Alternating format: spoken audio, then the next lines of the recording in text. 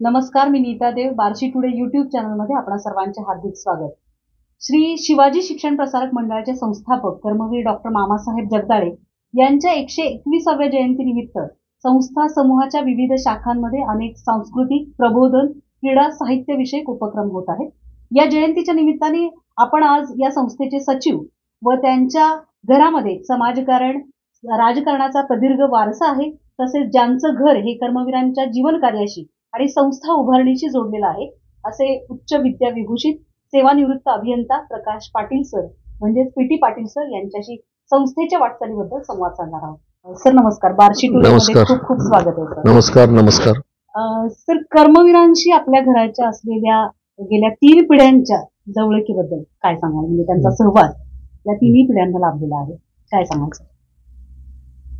माझं गाव चारे जे बार्शी तालुक्यात असून याच गावचे कर्मवीर मामासाहेब जगदाळे यांचं गाव, मूळ गाव चारे, आणि मला अभिमान आहे की मी या चारे गावचा रहिवासी आहे, की जे मामांचं सुद्धा गाव आहे. माझे आजोबा स्वर्गीय नरसिंगराव पाटील आणि मामा हे जवळजवळ समवयस्कर होते.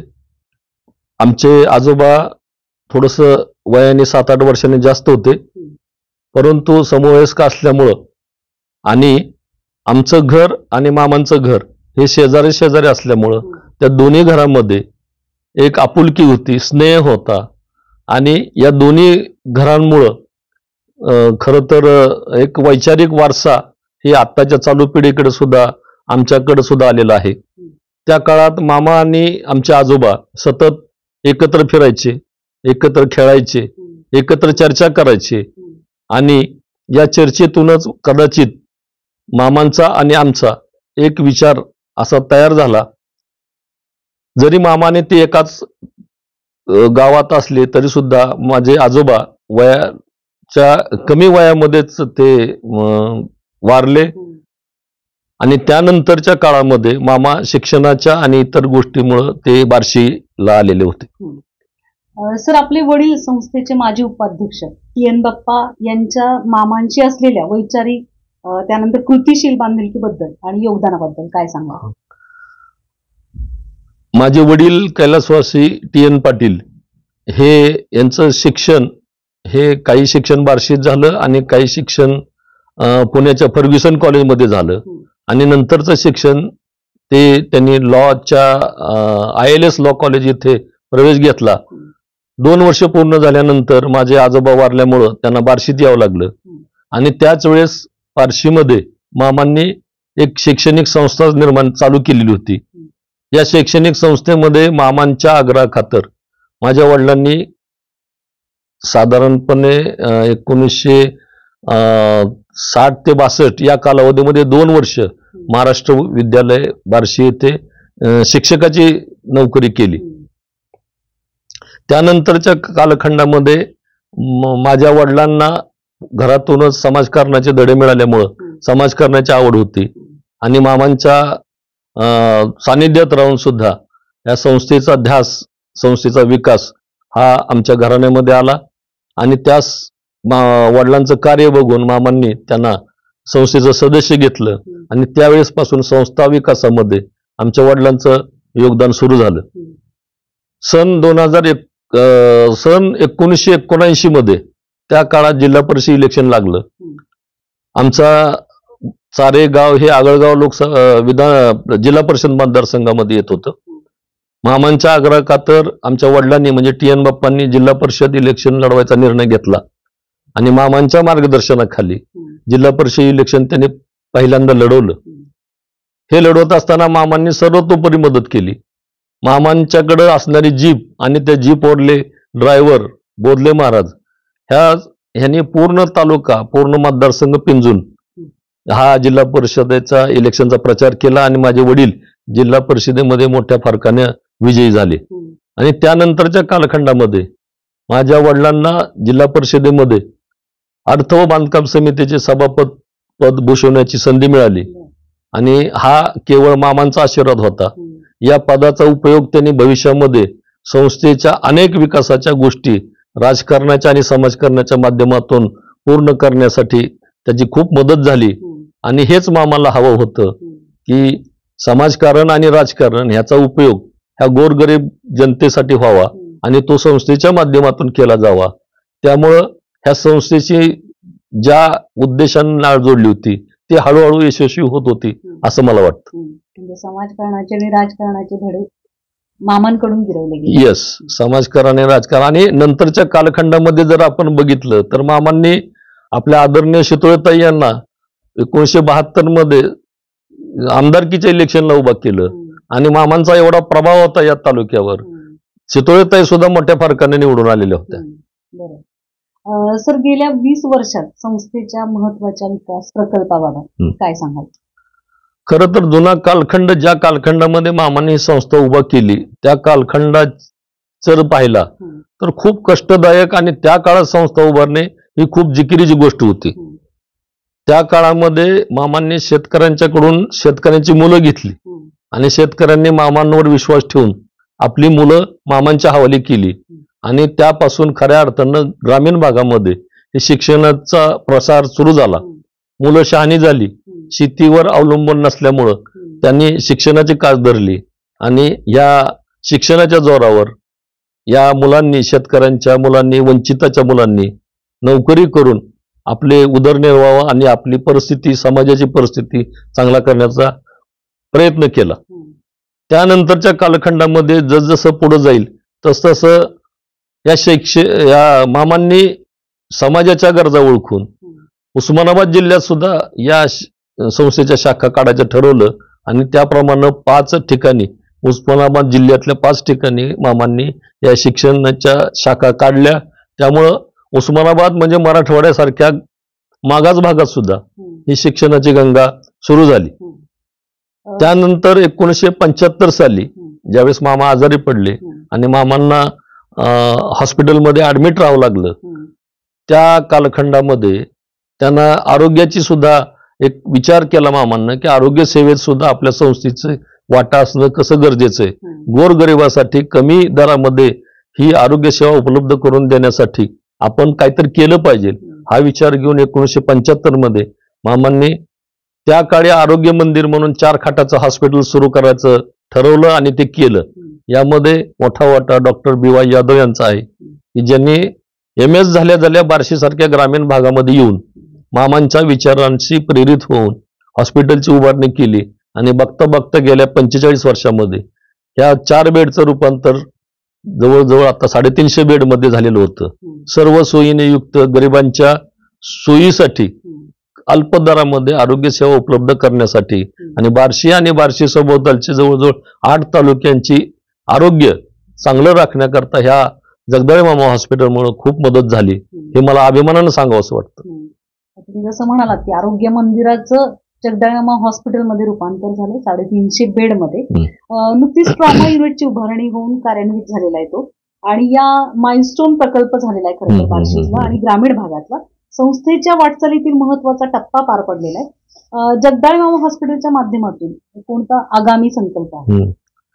सध्या गेल्या 7-8 वर्षापासून आमच्या कार्यकारिणीमध्ये ट्रॉमा युनिटची संकल्पना पुढे आली. सर्वांच्या सहकार्यानं आणि डॉक्टर BY यादव यांच्या पुढाकारानं ट्रॉमा युनिट पूर्ण झालं. अर्थात ट्रॉमा युनिट करताना सुद्धा अनेक अडचणी आल्या. त्यातली प्रथम अडचण म्हणजे आर्थिक अडचण.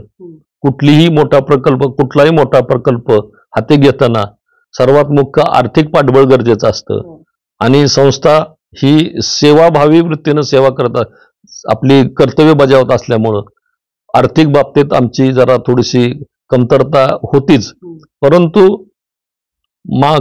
कर्मवीर डॉक्टर मामासाहेब जगदाळे यांचा जुना जो वारसा आहे की बार्शी तालुका आणि उस्मानाबाद जिल्हा यातील सर्व नागरिकांनी ज्या वेळेस संस्था अडचणीत आली, ज्या वेळेस मामांना काहीतरी अडचण बसले, त्यावेळेस ही संपूर्ण जनता मामांच्या पाठीमागं अगदी एकमुखानं उभं राहिली आणि कितीही अडचणी आल्या तरी सुद्धा मामांनी त्या अडचणीतून मात करीत करीत संस्था पुढे नेली. त्याचाच प्रत्यय आम्हाला ट्रॉमा युनिट करताना आला. ट्रॉमा युनिट करताना लोकसहभाग ही जी संकल्पना आहे, ह्या संकल्पनेचा नवीन सदस्यांना सुद्धा एक प्रचिती आली की त्या काळात मामांनी धान्य गोळा केलं मग आता लोक देतील का नाही आम्हाला शंका होती, परंतु आम्हाला अनुभव आला. बार्शी तालुक्यातील आणि सभोवतालच्या तालुक्यातील जनतेने आणि माजी विद्यार्थी सेवानिवृत्त कर्मचाऱ्यांनी या प्रकल्पाला भरघोस आर्थिक सहाय्य केलं आणि हा प्रकल्प हा मोठ्या दिमाखानं आज जवळजवळ 50,000 स्क्वेअर फूटचं बांधकाम, 5 मजली बांधकाम, अगदी दिमाखानं ग्रामीण भागामध्ये अशी सेवा कुठल्याही हॉस्पिटलमध्ये मिळू शकणार नाही, अशी अत्युच्च दर्जाची सेवा आम्ही संस्थेच्या माध्यमातून गोरगरीब जनतांना उपलब्ध करू शकलो. आणि यामध्ये खऱ्या अर्थानं सर्व जनता, सर्व कर्मचारी, सर्व माजी विद्यार्थी यांचा फार मोठा सहकार्य या प्रकल्पामध्ये आम्हाला लागलेलं आहे. म्हणजे अगदी नवजात शिशूपासून यस वृद्धांपर्यंत सगळे उपचार केले जातात. यस, या ट्रॉमा युनिटची संकल्पनाच अशी आहे की एकाच बिल्डिंग मध्ये सर्व प्रकारच्या सेवा लोकांना उपलब्ध व्हायला पाहिजे. मग ऍक्सिडेंट होणे असू द्या, हार्ट अटॅक येणे असू द्या किंवा मेंदूचे रोग असू द्या, या सर्व सोयी एकाच छताखाली मिळणं आणि गोल्डन आवर मध्ये म्हणजे अगदी योग्य वेळ मिळणं ही खरी ट्रॉमा युनिटची संकल्पना आहे. आणि ही संकल्पना ग्रामीण भागामध्ये आपल्याला मिळते हे खरोखर आपल्या ग्रामीण जनतेचं भाग्य आहे असं मला वाटतं. आणि त्याचं उद्घाटन माननीय देवेंद्र फडणवीस साहेब, त्याचप्रमाणे विखे पाटील साहेब यांच्या हस्ते झाले. येस, यातील जो कॅथलॅबचा भाग आहे याचं उद्घाटन बार्शीचेच प्रसिद्ध हृदयरोग तज्ञ आदरणीय जावळी सर यांच्या हस्ते झालं. त्यानंतर तेथीलच न्यूरोलॉजी विभागाचं उद्घाटन आदरणीय देवेंद्र फडणवीस आणि आदरणीय विखे पाटील साहेबांच्या हस्ते झालं. आणि तसंच नवजात शिशु विभागाचं उद्घाटन आदरणीय नानावटी मॅडम यांच्या हस्ते झालेलं आहे. पूर्ण बिल्डिंग तयार झालेली आहे. ही बिल्डिंग अतिशय आपल्या IS स्टँडर्ड प्रमाणे NABH चे सर्व नॉर्म्स पाळून ही बिल्डिंग चांगली झालेली आहे आणि अगदी उत्कृष्टपणे याचं बांधकाम झालेलं आहे. याची तपासणी NABH रँकिंग टीमनं केलेली आहे आणि NABH रँकिंग ह्या ट्रॉमा युनिटच्या आणि जगदंबा हॉस्पिटलला नुकतंच प्राप्त झालेलं आहे. या हॉस्पिटलमध्ये शासनाने ज्या गोरगरिबासाठी सेवा योजना काढलेल्या आहेत त्या सर्व योजना, मग ते महात्मा फुले जीवनदायी आरोग्य योजना असू द्या, ECSH असू द्या, स्वातंत्र्य सैनिकासाठी असू द्या, माजी सैनिकासाठी, रेल्वे कर्मचाऱ्यांसाठी ज्या ज्या योजना शासनाने गोरगरिबासाठी काढल्या त्या सर्व योजनांची सुविधा या हॉस्पिटलमध्ये पुरवण्यात येते आणि गोरगरिबांना योग्य वेळी योग्य ती मदत केली जाते. स्वस्त दरात औषध ची पण सोय आहे, मेडिसिन मेडिकल. येस, सुरुवातीच्या काळात संस्थेला आर्थिक सोर्स कुठला नव्हता, त्यामुळं कार्यकारिणीमध्ये हा विषय आला की आपण आता आर्थिक सोर्स कसा निर्माण करायचा. तर यामध्ये 2 हेतू होते की संस्थेचा आर्थिक सोर्स पण थोडासा सुरू झाला पाहिजे आणि गोरगरिबाला अगदी कमी दरामध्ये औषधं मिळायला पाहिजे. हा हेतू समोर ठेवून संस्थेनं स्वतःचं औषधाचं दुकान मेडिकल स्टोअर चालू केलं. कर्मवीर मामांच्या नावानं मेडिकल स्टोअर सुरुवातीला चालू केलं होतं आणि सध्या नवीन ट्रॉमा युनिटमध्ये लक्ष्मीबाई जगदाळे यांच्या नावानं अजून एक मेडिकल स्टोअर चालू केलेलं आहे. या मेडिकल स्टोअर मधून ना नफा ना तोटा या बेसवर या उद्देशानं गोरगरिबांना औषधांचा पुरवठा होतो की जेणेकरून सगळ्या योजनेत न बसणारे जे लोक आहेत या लोकांना कमी खर्चामध्ये आरोग्य सेवा उपलब्ध करून देता येईल, हा मुख्य हेतू त्यामुळे साध्य झालेला आहे. सर, सद्यस्थितीमध्ये शिक्षणाचं बाजारीकरण झालेलं आहे, संस्थांचं पण बाजारीकरण झालेलं आहे. तर आपली जी संस्था आहे ते ध्येयवादातून चालू आहे. आपल्या संस्थेच्या पुढच्या ज्या भावी हे आहेत संकल्प आहेत किंवा पुढे जे बाजारीकरण होतंय त्यामध्ये आव्हानं आहेत आपल्या संस्थेला, त्याबद्दल काय सांगायचं? खरं तर जुन्या काळापासून कर्मवीर भाऊरावांना, पंजाबराव देशमुख, आपले बापूजी साळुंखे आणि कर्मवीर जगदाळे मामा यांच्यासारख्या अतिशय ध्येयाने प्रेरित झालेली लोक, गोरगरिबासाठी तळमळ असणारे, कणव असणारे लोक, ज्यांनी शेतकऱ्यांच्या पोरांसाठी नवीन शिक्षणाची दारं उघडली पाहिजेत, कमावं शिका धोरण राबवून लोकांना शिक्षणाची सोय उपलब्ध करून दिली पाहिजे, ह्या उदात्त हेतूने त्यांच्या त्यांच्या भागामध्ये संस्था स्थापन केल्या. हा जो उदात्त हेतू आहे काळाच्या ओघामध्ये ह्याच्यामध्ये आमूलाग्र बदल होत चाललेले आहेत असं खेदानं नमूद करावंसं वाटतं. सध्या पैसा घालणे आणि पैसा काढणे हा कुठंतरी प्रकार काही संस्थांमधून दिसून येतो. अर्थात सर्व संस्था असं मला म्हणायचं नाही, परंतु ह्या जर मेजॉरिटीचा भाग बघितला आपण तर गलिलठ्ठ पगारी असणाऱ्या लोकांसाठी जादा फी आकारून शिक्षण देण्याचा प्रयत्न काही ठिकाणी केला जातो. परंतु गोरगरिबासाठी चांगली शिक्षण सेवा, गुणवत्ताधारक शिक्षण ही मिळण्यासाठी ह्या ज्या काही मोजक्या संस्था आहेत ह्या मोजक्या संस्था निर्माण केल्या गेल्या आणि त्या अजूनही चालू आहेत. या संस्थांनी आपली मूल्य ध्येय धोरणं अजून सोडलेली नाही, परंतु काही नवीन धोरणं, शासनाची नवीन धोरणं, मुक्त अर्थव्यवस्थेचं जसं धोरण आलंय आता सध्या तसं नवीन शिक्षण पद्धती सुद्धा आता 2020 सालापासून शासनाच्या निर्णयामुळे आता इम्प्लिमेंट करायचं चाललेलं आहे.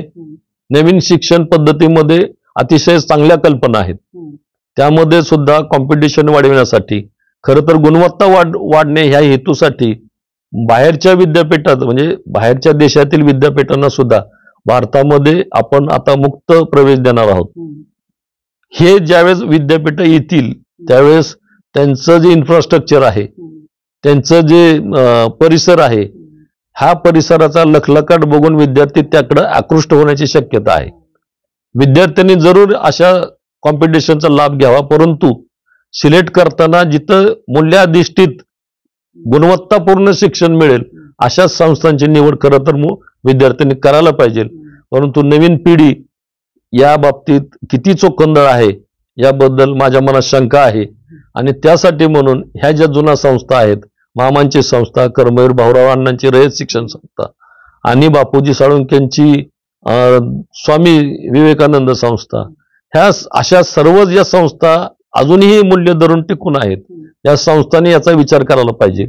ही मूल्य कशी टिकतील आणि गुणवत्तापूर्ण शिक्षण या नवीन येणाऱ्या संस्थांच्या कॉम्पिटिशन मध्ये राहून आपल्याला कशी टिकवता येईल यासाठी सर्वांनी एकत्र येऊन एक फोरम तयार करणं गरजेचं आहे की जेणेकरून एकमेकास सहाय्य करू ही जी मामांची संकल्पना आहे त्याची खरं मला आज आवश्यकता वाटते. ह्या सर्व संस्थांनी एकत्र येऊन आपला एकमेकांना सहकार्य करावं आणि आपले सर्वांचे हेतू चांगले आहेत, हे सर्व चांगले हेतू शेवटपर्यंत सार्थ करण्यासाठी एकत्र मिळून प्रयत्न करावेत असं मला वाटतं. मामांनी खास अगदी मुलींसाठी शिक्षणाची सोय व्हावी, मुलींसाठी वसतिगृहाची सोय व्हावी ही तेव्हा कल्पना केली होती आणि ती आता चालू आहे व्यवस्थितरित्या. काय सांगाल, आपल्या संस्थेमध्ये पण मुलींचं शिक्षण खूप चांगल्या रीतीने होत आहे? येस, ज्या काळामध्ये स्त्रियांना अतिशय खालच्या दर्जाची वागणूक दिली जात होती त्या काळात मुलींचं शिक्षण आणि त्याचं महत्व आम्हाला ओळखलं आणि मुलींसाठी त्या काळामध्ये बालिकाश्रम सुरू केलं की ज्या ठिकाणी मुलींनी येऊन शिक्षण घ्यावं. नुसतं शिक्षण घ्यावं नाही तर त्यांनी समाजामध्ये सर्व ठिकाणी त्यांचा वावर वाढला पाहिजे, प्रत्येक गोष्टीमध्ये मुलांनी भाग घ्यायला पाहिजे. ह्या हेतूने मामांनी सेपरेट एक विहीर सुद्धा आपल्या इथं पोहणं शिकण्यासाठी विहीर सुद्धा एक बांधली आणि त्या मुलींसाठी विहीर, आणि त्या विहिरीमध्ये फक्त मुलींची पोहण्याची व्यवस्था तयार केली. ही खरी मुलींच्या उत्कर्षाची सुरुवात आहे असं मला वाटतं. मामांनी त्या काळामध्ये स्त्रियांसाठी केलेलं कार्य खरोखरच मोठं आहे. त्या काळात मामांनी मुलींसाठी हॉस्टेल बांधले. आज सुद्धा संस्था मामांनी घालून दिलेल्या दिशाप्रमाणे मामांनी घालून दिलेल्या आदर्शाप्रमाणे सेपरेट मुलींच्या जवळ 1000 मुलींसाठीचं हॉस्टेल बार्शी येथे आपण बांधलेलं आहे. तसं 350 मुलींसाठी वाशी येथे आपण हॉस्टेल बांधलेलं आहे. वाशी सारख्या ठिकाणी 350 मुलींचं हॉस्टेल बांधणं ही खरोखर अतिशय मोठी गोष्ट आहे. कारण ग्रामीण भागामध्ये किती जरी म्हणलं तरी अजून मुलींच्या शिक्षणाकडे पाहिजे तेवढं लक्ष देत नाहीत. मुलींना बाहेर पाठवायचं म्हणलं की पालकांना जरा अवघडल्यासारखं वाटतं. तरी पण मामांच्या संस्थेतलं हॉस्टेल आहे म्हटलं की पालकांचा लवकर विश्वास बसतो. या ठिकाणी आपल्या मुलींची स्वतःच्या मुलीप्रमाणे काळजी घेतली जाईल याबद्दलचा विश्वास या पालकांमध्ये असल्यामुळं, खेडोपाडीच्या शेतकऱ्यामुळे असल्यामुळं या हॉस्टेल अजून सुद्धा 350 400 मुली या हॉस्टेलला सध्या राहत आहेत आणि त्यामुळे त्यांना शिक्षण घेता येतं आणि आपल्या पायावर उभारण्याचे त्यांचे सर्व मार्ग हे आता चालू झालेले आहेत। याचा संस्थेला अभिमान आहे। नवीन शैक्षणिक धोरणाबद्दल आणि उद्दिष्टांबद्दल काय सांगायचं? नवीन शैक्षणिक धोरणामध्ये खरं तर शासनाने आमूलाग्र बदल केलेले आहेत। साधारणपणे दर 20-25 वर्षानंतर शिक्षण पद्धतीचा आपण शासन स्तरावर फेरविचार होतो। काळानुरूप शिक्षण पद्धतीमध्ये बदल होत गेलेले आहेत सुरुवातीपासूनच। आता जे नवीन शैक्षणिक धोरण आलंय त्यामध्ये विद्यार्थ्याच्या कौशल्याला प्राधान्य दिलेलं आहे। नवीन पुढच्या कालावधीचा विचार केलेला आहे। शासकीय पातळीवर असू द्या अगर कुठल्याही पातळीवर असू द्या, नोकऱ्या मिळणं आता अवघड होऊन बसणार आहे। त्यामुळं विद्यार्थ्यांनी आपल्या कौशल्याचा, आपल्या अंगभूत कलांचा विकास करून स्वतःच्या पायावर उभारण्यासाठी कौशल्याधारित शिक्षण घेऊन स्वतःचे नवीन व्यवसाय काढायला पाहिजे, ही मूळ संकल्पना आता नवीन शैक्षणिक धोरणात आलेली आहे। आणि ह्याचा विचार करूनच शासनाने अगदी 2री-3री पासून कौशल्य विकास आणि कौशल्य आधारित शिक्षण हे 2 मूळ हेतू घेऊन ह्या शिक्षण पद्धती तयार केलेल्या आहे। हे करत असताना काही विद्यार्थ्यांसाठीच्या एक आकर्षक बाबी आहेत किंवा विद्यार्थ्यांच्या सोयीसाठी सुद्धा काही गोष्टी घेतलेल्या आहेत। त्यामध्ये उच्च शिक्षणामध्ये पूर्वी 3 वर्षाचा अभ्यासक्रम होता, आता तो 4 वर्षाचा झालेला आहे। पूर्वी एकदा ऍडमिशन घेतलं की तुम्हाला 4 वर्षामध्ये डिग्री पूर्ण करावी लागत होती। 3 वर्षामध्ये डिग्री आणि नंतरच्या 2 वर्षामध्ये पोस्ट ग्रॅज्युएट पूर्ण करावं लागत होतं। नवीन शैक्षणिक धोरणानुसार विद्यार्थ्यांना ही लवचिकता शासनाने उपलब्ध करून दिलेली आहे। विद्यार्थी 1 वर्ष शिकू शकतो, नंतर बाहेरच्या स्कूलमध्ये जाऊन, बाहेरच्या ठिकाणी जाऊन 1 वर्ष दुसरं शिक्षण घेऊ शकतो। 2 वर्षांनी परत आपलं मूळ कॉलेजला येऊन त्याचं राहिलेलं शिक्षण घेऊ शकतो। अशा प्रकारे त्याला एकाच वेळी अनेक ठिकाणचं शिक्षण घेण्याची सुविधा शासनाच्या नवीन शैक्षणिक धोरणामध्ये आता शासनाने निर्माण करून दिलेले आहे। त्याचप्रमाणे पूर्वी आर्ट्स, सायन्स, कॉमर्स असे विभाग असायचे, त्यामुळे विद्यार्थ्यांना आर्ट्सला गेलं की सायन्सकडे त्याची इच्छा असूनही बघता येत नव्हतं किंवा तिथले विषय शिकता येत नव्हते। परंतु सध्याच्या काळामध्ये या नवीन शैक्षणिक धोरणानुसार सायन्सचे विद्यार्थी आर्ट्सचे विषय घेऊ शकतात, आर्ट्सचे विद्यार्थी कॉमर्सचे विषय घेऊ शकतात। अशा प्रकारे मुक्त शैक्षणिक धोरण हे शासनाने आता अंगीकारलेलं आहे।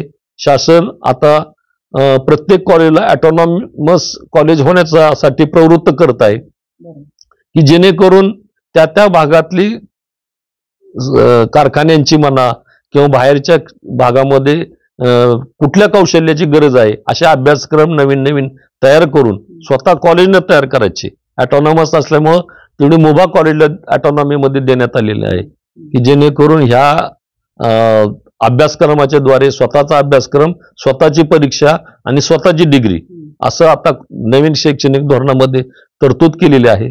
आणि त्याचाच एक भाग म्हणून काही कॉलेजला ऑटोनॉमी दर्जा दिलेला आहे।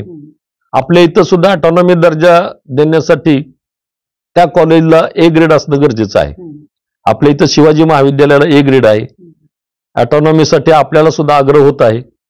आपलं जर बार्शीतील सर्व परिसर बघितला तर मल्टीडिसिप्लिनरी जे एज्युकेशन आहे की एकाच विद्यार्थ्याला एकाच कॅम्पसमध्ये राहून वेगवेगळ्या प्रकारच्या ब्रांचेसचं शिक्षण घेता यावं, ही जी मूळ संकल्पना नवीन एज्युकेशन पॉलिसीमध्ये आहे, ती संकल्पना आपल्या इथं जर क्लस्टर युनिव्हर्सिटी केली तर अतिशय आयडियल अशी आपल्या इथली परिस्थिती आहे। त्यामुळं शासनाकडून किंवा विद्यापीठाकडून आम्हाला क्लस्टर युनिव्हर्सिटी किंवा ऑटोनॉमी घेण्याचा आग्रह होत आहे।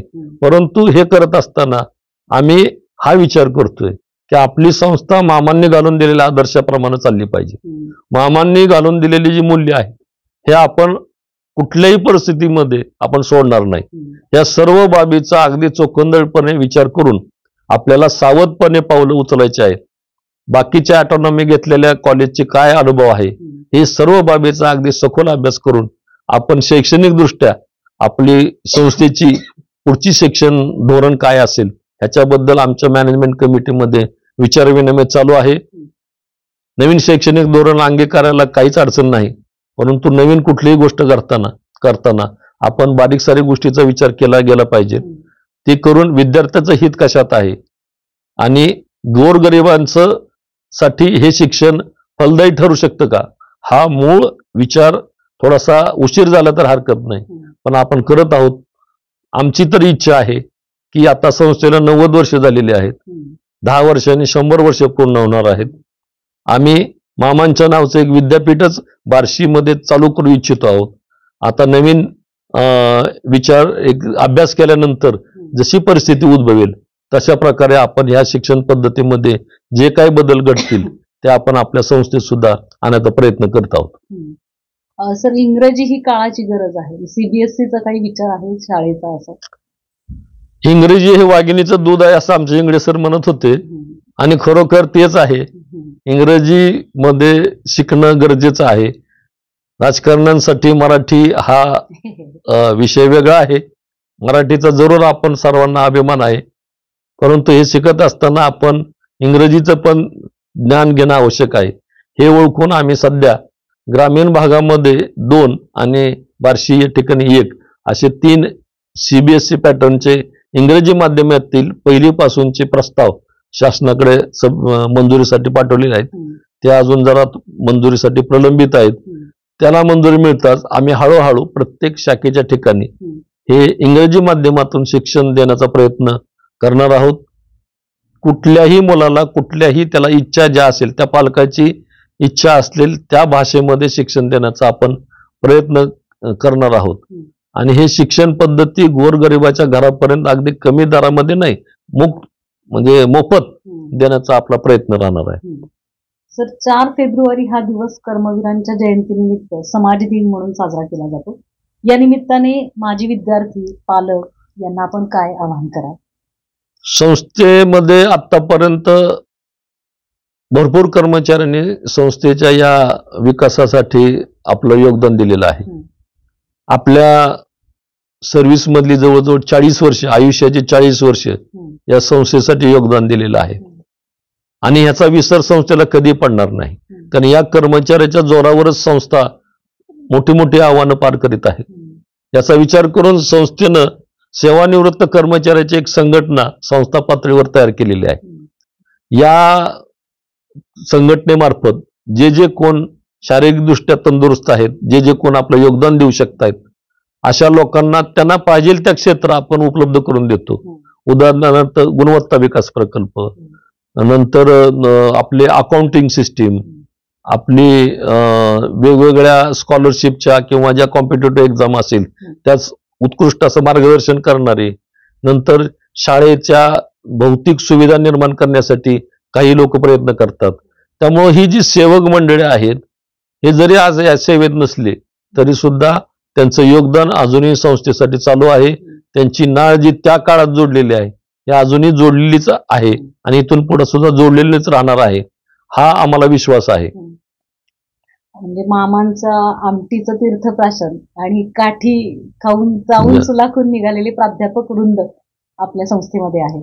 आज जर आपण बार्शीच्या बाहेर पुणे, मुंबई कुठंही गेलो तरी एक कमीत कमी एका ठिकाणी तुम्हाला 5-6 लोक तर भेटतील की जे म्हणले असतील की मला मामांनी काठी मारली, मला चापट मारली आणि त्यामुळं मी आज उभा आहे, अशी म्हणणारी असंख्य मंडळी खरं तर या भागामध्ये नव्हे तर पूर्ण महाराष्ट्रामध्ये, भारतामध्ये अगदी अभिमानानं सांगतात की मामाच्या काठीचा प्रसाद, मामाच्या बोर्डिंगच्या भाकरीचा आणि आमटीचा जो स्वाद आहे हे न विसरणारी मंडळी आहेत. आणि या मंडळीचं खरोखर कौतुक करावं थोडं आहे की या संस्थेमध्ये शिकून अतिशय उच्च दर्जापर्यंत जाऊन ही मंडळी परत संस्थेकडे दरवर्षी दिवाळीच्या सुट्टीमध्ये येतात, दरवर्षी आम्हाला मार्गदर्शन करतात. गेल्या वर्षीच आमच्याकडं आम्ही दिवाळीला फराळाला आम्ही अधिकारी लोकांना बोलवलं होतं. संस्थेचे 36 माजी अधिकारी जे IAS, IPS अशा मोठ्या पदावर कार्यरत आहेत, ही मंडळी इथं आनंदानं आली. इथं त्यांनी आमच्याशी चर्चा केली आणि संस्थेला दरवर्षी दिवाळीच्या सुट्टीमध्ये येऊन ते बाहेर काय बघतात, बाहेर काय त्यांनी पाहिलेलं आहे, नवीन नवीन गोष्टी पाहिलेल्या आहेत, त्याबद्दल संस्थेला मार्गदर्शन करून त्यांनी दिलेल्या मार्गदर्शनानुसार संस्था पुढील आपलं मार्गक्रमण करीत राहणार आहे. नवीन नवीन गोष्टी संस्था आत्मसात करण्याचा, या नवीन सहकार्याच्या जोरावर प्रयत्न नेहमीच करणार आहे.